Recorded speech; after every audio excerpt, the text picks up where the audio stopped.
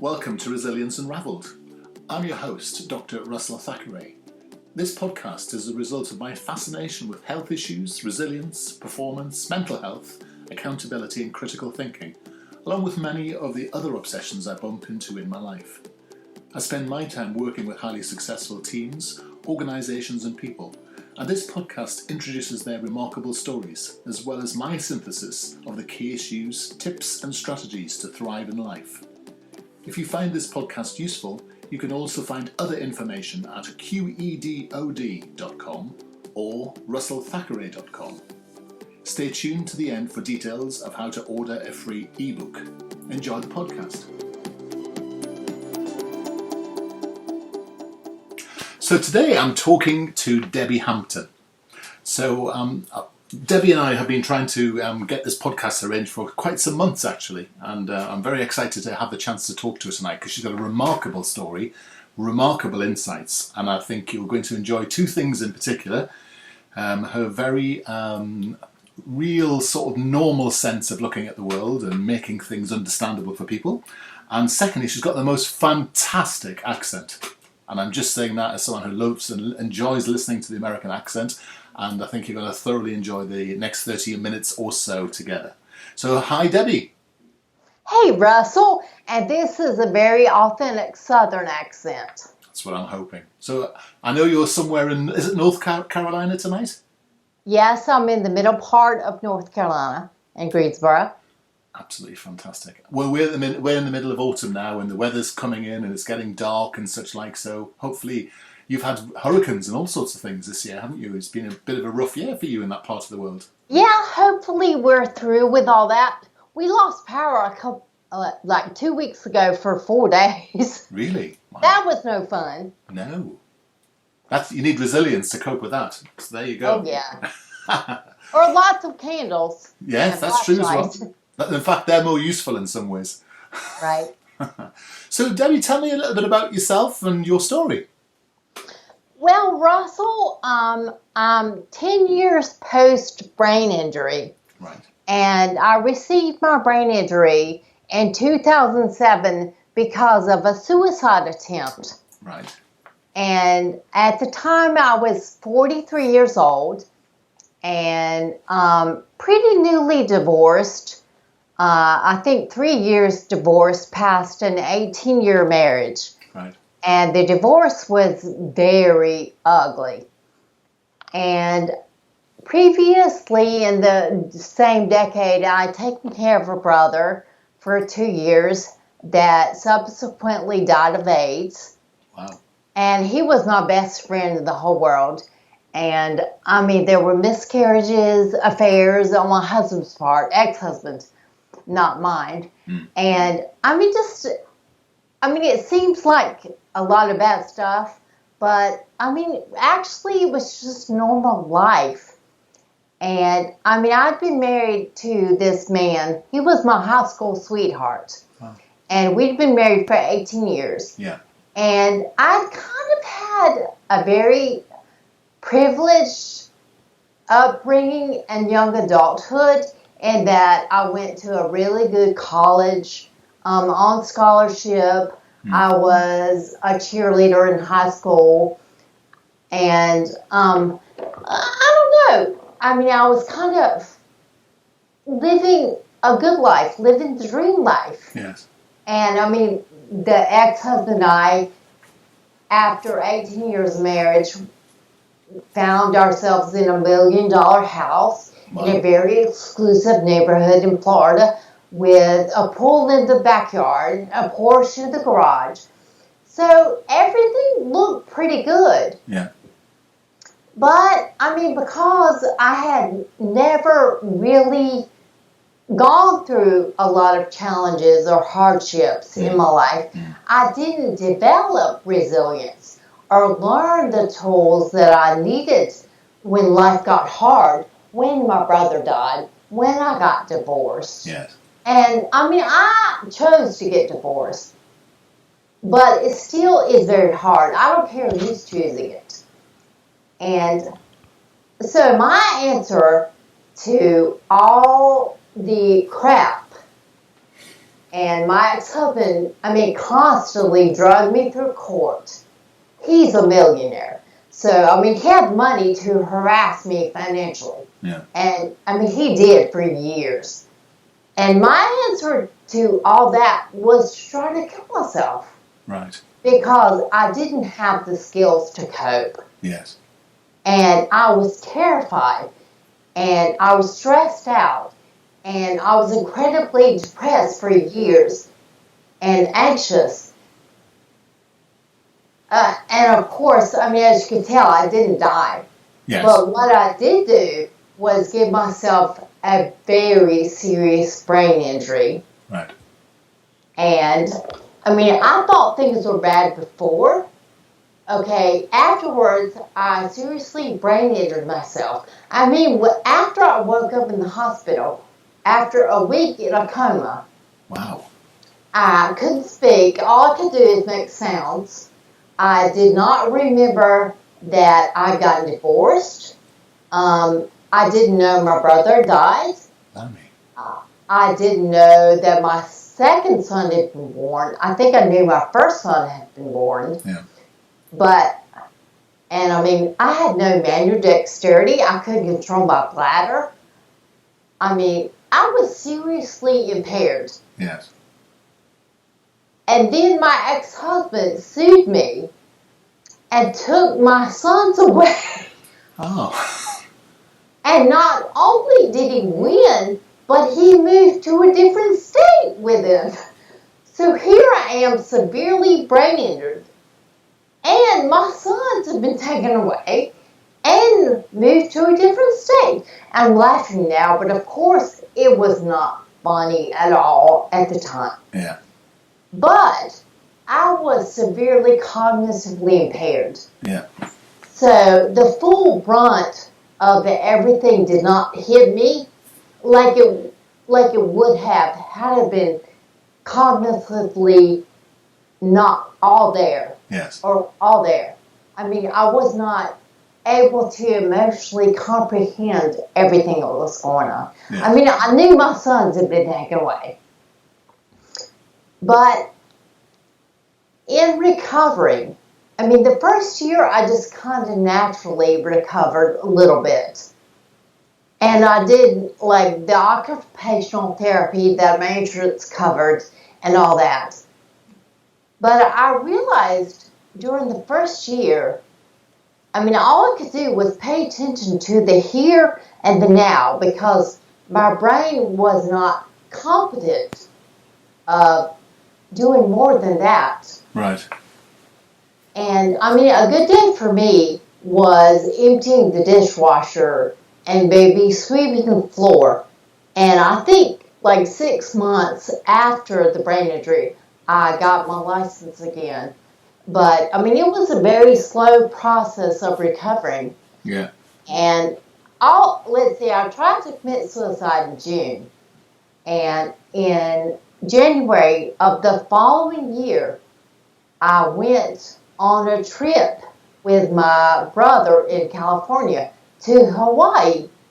Wow. And I think he just kind of proposed the idea of us going because he knew that I needed something positive in my life, something to look forward to.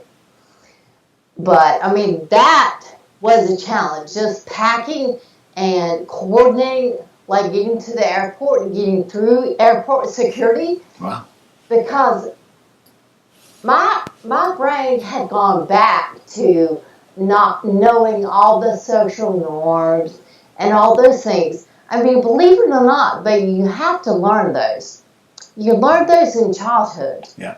So when I got to the security checkpoint at the airport, I had no idea what to do. Really? And I had, like at the grocery store or the gas pump or whatever, I had learned to watch what other people did to learn.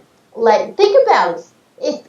If you were a child, would you know how to check out at the grocery store using your card? No. Yeah, exactly. I would stare at the machine and not know what to do.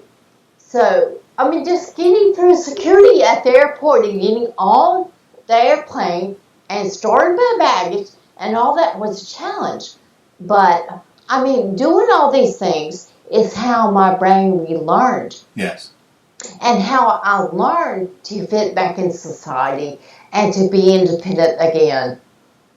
And and of course, with that learning comes the resilience to allow you to move forward. So, and it's probably the first bit, and it's interesting learning as an adult, I suppose, because you have a different way of being able to reflect on that learning and make sense of it. True. And one thing I was going to tell you is that resiliency is actually a neuroplastic process in your brain. It's a learning process. Yeah. I mean, neuroplasticity is, the definition means your brain changes and makes connections and patterns and rewires itself based on the input, which includes your experiences, your thoughts, your behaviors, your emotions. It includes everything going into your brain. Yeah. And they used to believe that your brain only changed during childhood. Yeah. But within the last couple decades, it's been confirmed beyond any doubt that your brain changes from the day you're born until the day you die. Yeah. Now, it is more neuroplastic in childhood, and your brain is incredibly absorbent of everything. It's also incredibly vulnerable because of that. I mean, the experiences that you have in childhood, the wounds, predetermine your brain until you change it for life. Yes. I mean, it sets up the patterns, but you can change those patterns. Yes. And what I was going to tell you is that when I went to Hawaii with my brother, I had a near drowning experience where we went scuba diving. Yeah. And I'm a good swimmer. I was a lifeguard all during high school and college, and I swam competitively. Right. But after the brain injury, I was not nearly as physically coordinated. Right. And it was very hard to coordinate the acts of breathing through the little scuba tube. Yeah.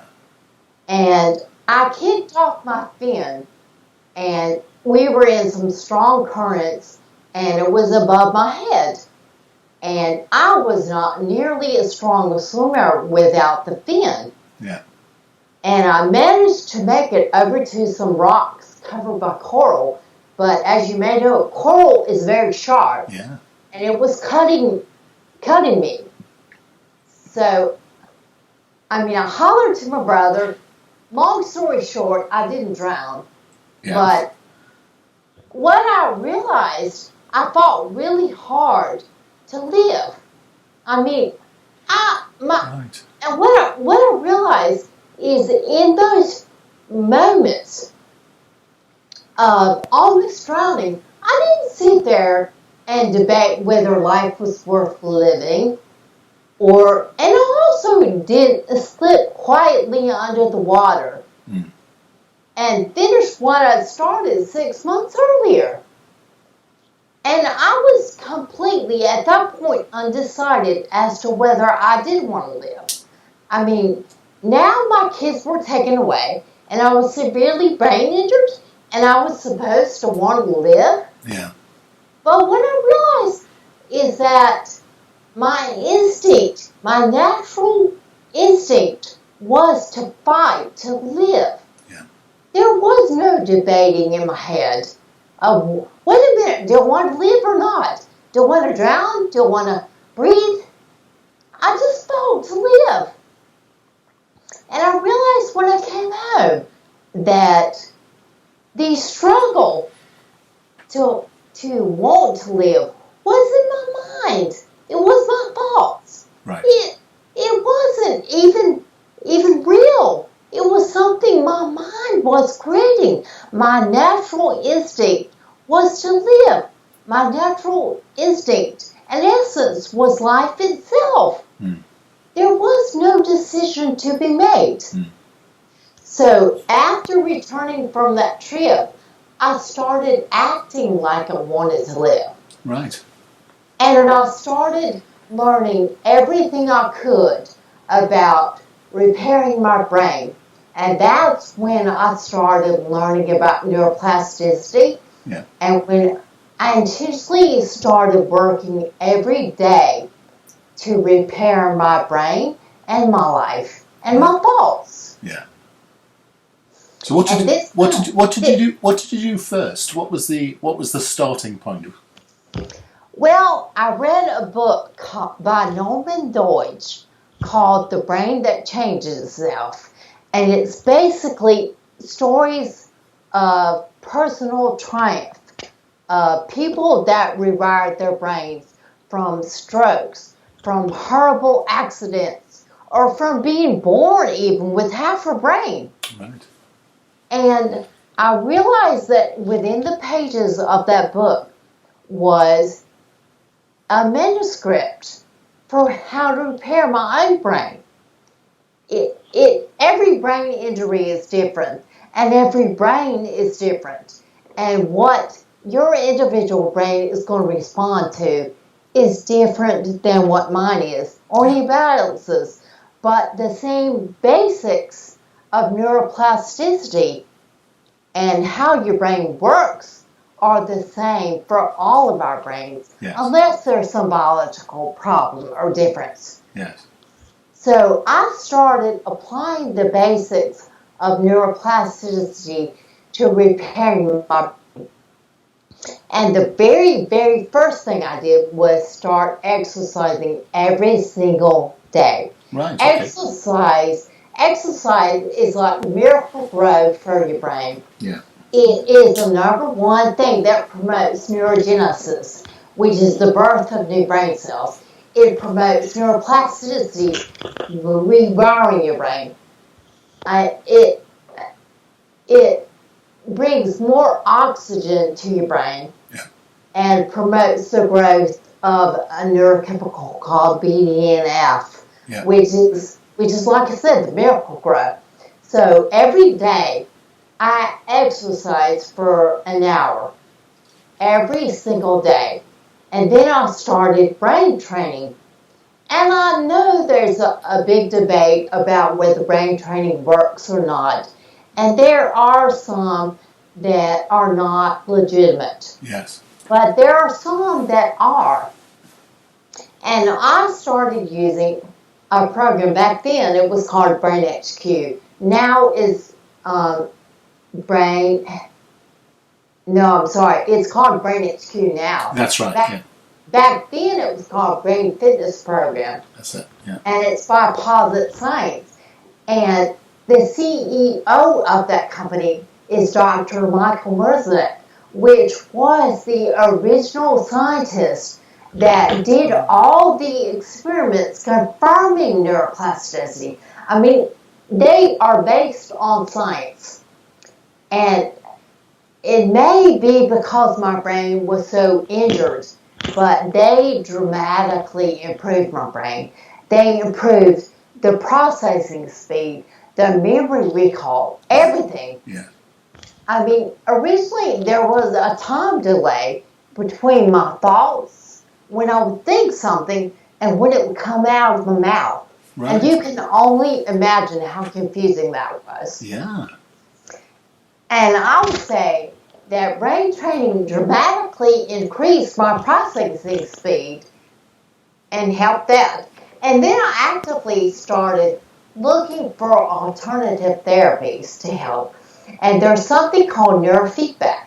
Mm-hmm. Yes. And neurofeedback is where electrodes are placed at strategic points on your head that correspond with brain activity.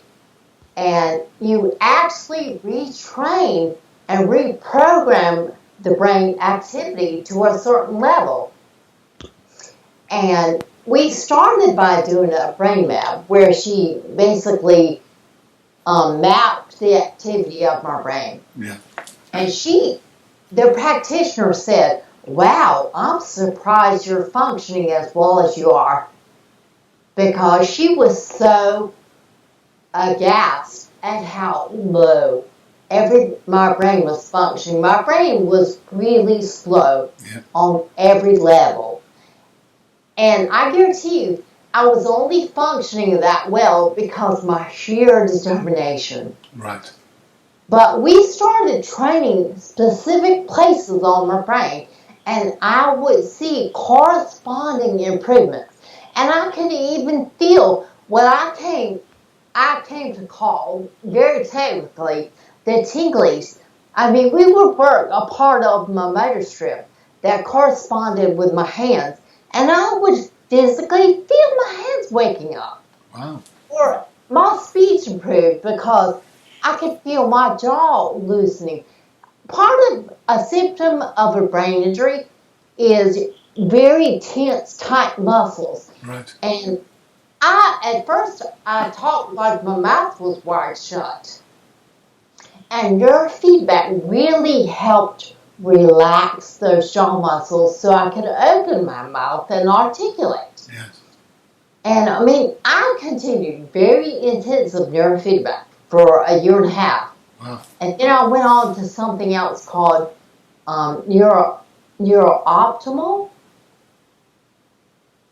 And I mean, now, this was 10 years ago. Now there are all kinds of things out there which are more readily available. Yeah. Wave optimization, all that. And it's very valid. And I also started doing hyperbaric oxygen therapy. Yes. And as you may know, that kind of forces the oxygen concentration in your blood to be like 4 times the level of normal. Yes. And it allows oxygen to go to areas of your brain that in greater concentration than before. So, I mean, between the neurofeedback, my exercising every day, brain training, I also did acupuncture. I did everything. Yeah. And, I mean, I did like little heard of things. And if I saw they did something, I continued. If I didn't do anything, I quit. But for basically two and a half years, I did nothing but work on rehabilitating my brain. Wow. And it worked. But alongside of all that stuff was what I was doing on my own and what anybody can do, which was meditation, Right. reframing my thoughts, visualization. There's different ways that you can work with your mind. Like Jeffrey Schwartz has a 4R method that is specifically for OCD, but it works tremendously for me or anybody just trying to change their thought, like obsessive thought patterns or negative thought patterns, which I was very much in the habit of doing. And so I was meditating daily. Yeah. I was thought reframing on the spot Wow. daily. I was visualizing daily. I mean, I was overhauling my brain and the way I thought daily. And it worked. But I'm not saying people have to go do therapies, but anybody can take little steps every day to change their brain and to become more resilient. Because what it boils down to is it's in your way of thinking. Yeah. And that is learned. And when you're a child, you don't have a lot of control over it. You learn what your parents teach you. You learn what school, what the institutions, what society around you teaches you. Yeah. But as an adult, your chance to change your life and your brain is to take control of that. Yes. And say, okay, what do I want to believe? What do I want to think? What do I choose to behave and act instead of just the inherent habitual patterns that are in your brain. Yes. I mean, I call it befriending your brain, being your own friend. And I think every minute and every situation and every day in life, we are faced with a choice. And the choice is, do I want to help myself or do I want to hurt myself? Yes. And you help yourself or hurt yourself tremendously with your thoughts. Yes. And it's even not automatic with me these days, but I go through the thing, okay, I go through the process of I want to help myself, so I'm not going to think that. I'm going to encourage and support and help myself with my thoughts. I still experience anxiety. I still have somewhat negative thoughts, but I don't believe them. I challenge them, and I choose what I want to think and how I want to act and how I want to go forward. And over time and with consistency, this does neuroplastically change your brain to make you more resilient and make you more mentally healthy. Yes. And how are you now? How is your condition now? I don't know, you judge. I mean, I think if anybody spent any amount of time with me, they would think something's not quite right about her. I would liken it to somebody being on the autism spectrum. I'm kind of not like your typical, I don't get a lot of humor. Right. And I don't understand a lot of things the first time around. But I'm not sure that's all bad. I mean, I'm more mindful and aware in ways that I was not before. But I work a job. I've written books. I maintain a website. I don't know, for all practical purposes, I'm pretty normal. Yes. And your website's remarkable because what I like about it, it's very practical and it ranges from tips about how you think, but also about even what you eat and drink and such like. And I think people underestimate this idea that nutrition, drinking tea, I think you say on there, what you eat, the fats you eat, that has an effect on your brain, doesn't it? Oh, that is huge. There is a whole part of psychiatry that is just emerging that is nutritional psychiatry. And oh my gosh, they have pretty much determined within the last decade, you have a whole nother brain in your belly that's called the enteric nervous system. Yeah. And you make the majority of your serotonin and some of your other neurochemicals in your enteric nervous system. That's right. And it communicates directly with your brain. And it even directs your brain. Your brain follows that nervous system on some things. And what you eat and put in your body has everything to do with what's going on in your head. Yes. Mental health is not just it's your lifestyle. It's your physical activity levels. It's what you think. It's what you eat. It's who you socialize with. Yeah. It is your lifestyle. Yes. I mean, I don't want to place blame on anyone or make anybody feel guilty, but this epidemic of depression and anxiety is all about our lifestyles. Yeah. Look at what we eat. Look at what we think. Look at our lives. They are so far removed from what our bodies were meant for or what is healthy for us. Yeah, I couldn't agree more. And I think the understanding the serotonin aspects of the enteric nervous system, as you say, is quite interesting because actually a lot of the ways a lot of the traditional ways of talking about depression and mood manipulation has all been about talking therapy. But actually, people underestimate the effects of exercise and nutrition and calories and fats and balanced diets. And actually, it's one of the ways of countering depression. I know you talk a lot on your site about depression. I just wondered what you think about that.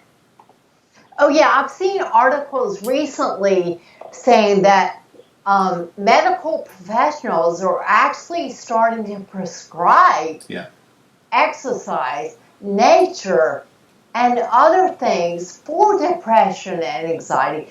These are first level ways to combat them. Yes. Before turning to drugs or anything else. Yeah. And I mean, it makes a lot of sense to me. These are things that you can control and incorporate within your own life on a daily basis. Yeah. And again, working with your thoughts.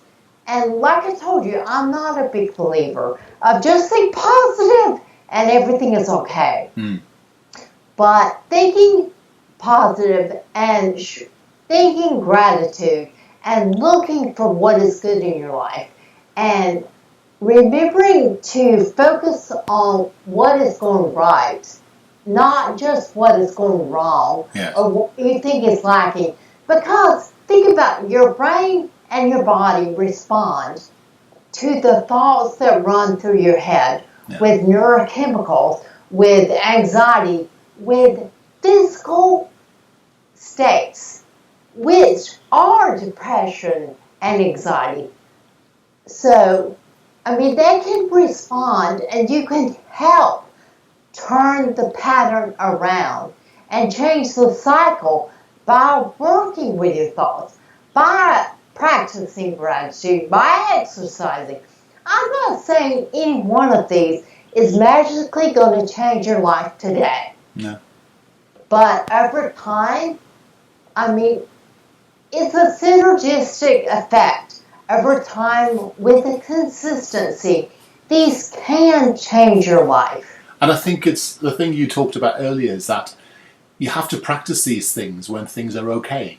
You have to build your capacity. Otherwise, you're not practiced when things go wrong. You're not ready. You don't have the resources. You've not got used to learning. And I think I loved one of the statements you said earlier, which I really believe in. So no doubt, no surprise, I loved it. It's all about this idea of choice, and you choose every day to harm yourself or to live your life. You choose every day whether to work with your thoughts or against your thoughts.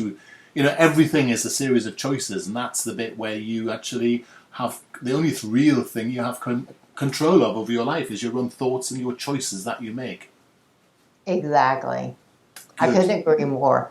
And people with depression and anxiety, and I used to be one, get so defensive and take the victim mentality. Yeah. Or people, it makes me really sad to see people that are hopeless, and don't take responsibility. But the first step is realizing that we do have some power. Yes. And that we do have some influence. And if nothing else, but that first step makes all the difference. Yeah. And it's essential to doing the other things. And I think you're right there, because it's a skill, isn't it? You have to learn the skill, which means you have to practice the skill, and it means that you don't always get it right. Exactly. But then you pick yourself up, you bounce back from getting it wrong, and then the next time you do it a different way. And life's that journey of constantly making choices, making mistakes, bouncing back, and then getting it better the next time around. That's the point, isn't it? Exactly, and that's really important too, Russell. Is something that I didn't realize before, 10 years ago, is I didn't realize that the bad things in life are just as much a part of life as the good things. Yeah. I expected life to be sunshine. Yeah. And when it wasn't, I didn't know what to do. Yeah. But I actually think part of being resilient is learning to lower your expectations And seriously, I mean that. Yeah. Lowering your expectations to the point of realizing that hurt, pain, death, challenges, all that is just as much a part of a good life as the good things. Yeah. And expect them. Hopefully not more than bad, No. but expect them to show up. And don't be totally, I don't know, chaotic Yes. and panicked when they do. Yes. Expect it. It's part of it. Yeah. It's part of understand. Sometimes I remember someone many years ago told me that in order to really appreciate the good times in your life, you have to have experienced the bad things. And almost in the worst things that you've experienced, the more significant the good things are. So in a way, understanding that good things and bad things are there in a way to help you have a more fulfilling life, a more rich life in a way. Exactly. It's a concept called duality. Yeah.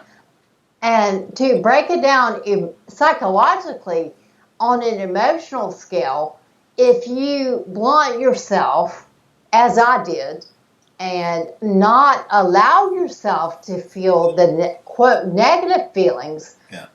not allow yourself to feel the pain, not the suffering, the disappointment, then you also blunt yourself from feeling the happiness and the joy. It's a spectrum emotionally. Yeah. If you don't let the bad stuff in, you also don't allow yourself to feel the full good stuff.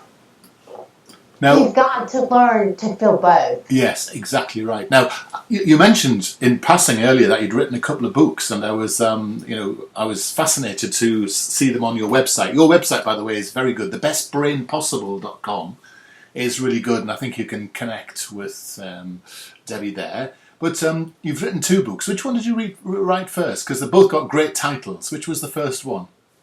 The first one was actually my memoir, but it was the last one published. Right. And that's called Sex, Suicide, and Serotonin. What a great title.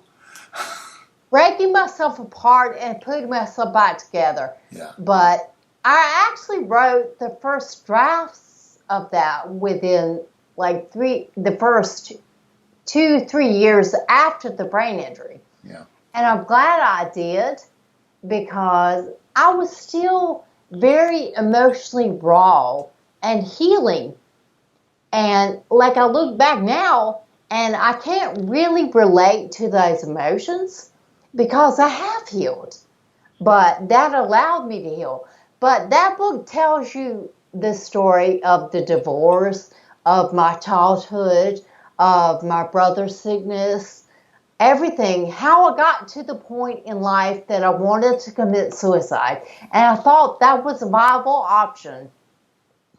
And the aftermath of that chaos, and then how I did heal, both physically, emotionally, and spiritually. Yes. So it's kind of a self-help book disguised as a memoir. Yes.